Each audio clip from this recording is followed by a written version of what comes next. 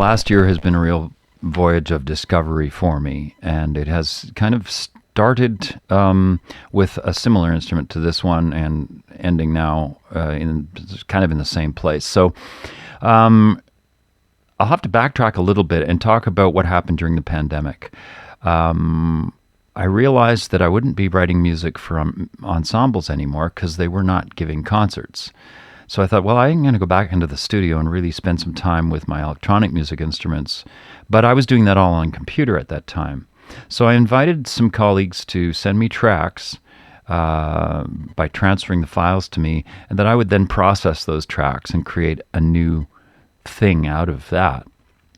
So those duos started with Stefan Österjö, the Swedish guitarist, and we put out an album based on his improvisations in a forest in Vietnam, where he was playing a Vietnamese lute and he had tied the strings to a tree. And so he was kind of playing the instrument, but letting the instrument resonate in the wind and so on. It's a very soundscapey type of recording, really interesting with a mixture of village sounds. So I took that and I basically resampled a lot. I broke it up into separate parts, and then I resampled it and created these quite different pieces based on the original recordings. So that recording was a alternation of his solos broken into sections and then my transformations of those sections. Really successful artistically, really a lot of fun to do. And then I thought, I'd like to do another one of those. So then Douglas Schmidt was in touch. He came back to Canada from many years away, and he's a bandoneon player and a composer, quite well known in Canada. And so we did the same thing. He sent me some files of some bandoneon solos he had done, and I did the same process again with him. And that was the second album I put out, called Isolation Journal 2, Breathe. His concept was that the music was all based on the rhythm or duration of breath, which makes sense with the bandoneon. And then the third one I did with Francois Hull. He's a clarinetist in Vancouver and composer, and I said, Francois, just play me short things of, that typical stuff you do. And so he did a kind of compendium of these very short 20-second to maybe up to 45-second bursts of Francois Hull energy, which I took and did the same thing. That was the third album. The fourth album was, I invited 6 colleagues, and then we did the same thing, and that was a big project called Friends, Isolation Journal 4, Friends. All of this processing was done on the computer with plugins, GRM plugins, all the classic acousmatic transformational tools. And then the pandemic was coming to an end, and I thought, well, I'm going to want to do this live now, because this was a lot of fun. We did it all during the pandemic, but what if we could do this as live concerts and so on? And then I thought, I don't want to do this with a computer. The work I had done was very detailed studio-based work, and it wasn't something you could really do live convincingly.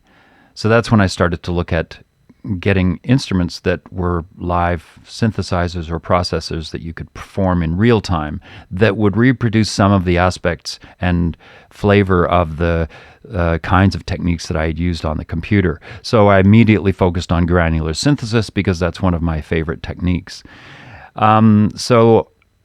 And one of the first synthesizers I bought was the Moog synthesizer because I had studied that at McGill. I loved the sound and I wanted to get back into that sound world. The second one I bought was called Lyra by SOMA Labs, a Russian synthesizer maker company.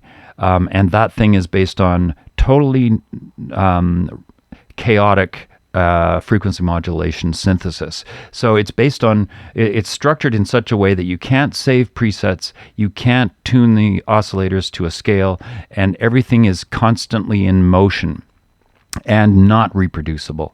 It's all based on a philosophy that life evolves and that you don't want to repeat things. It should always be a different experience. And so that synthesizer really took me into a completely different way of thinking about making electronic music. And that took me away from things that are more preset based and like based on laying down tracks and creating very nice repeatable structures.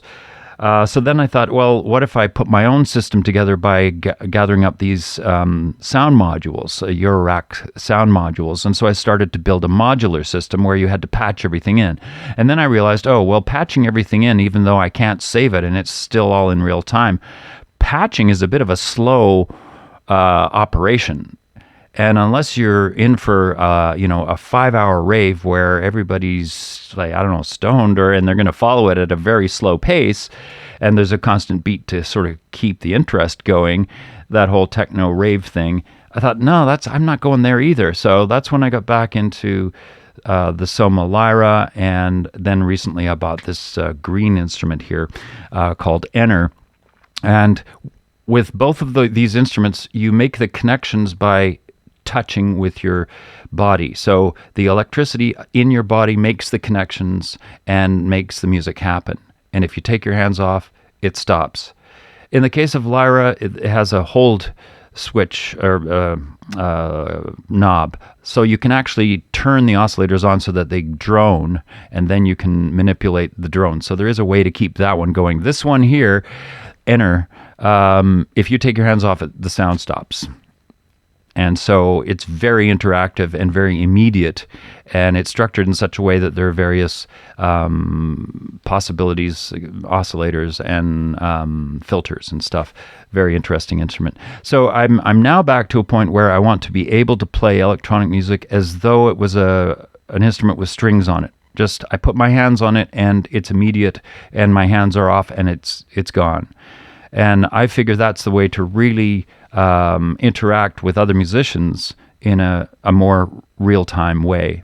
That said, I also really am still working with setups in the modular system that will do granular processing of any of the sounds. So I'm still really attracted to that very textural and potentially evolving structure that I can set up in a modular system. So I'm kind of bringing these two worlds together right now, and it's obviously my pet project for the moment.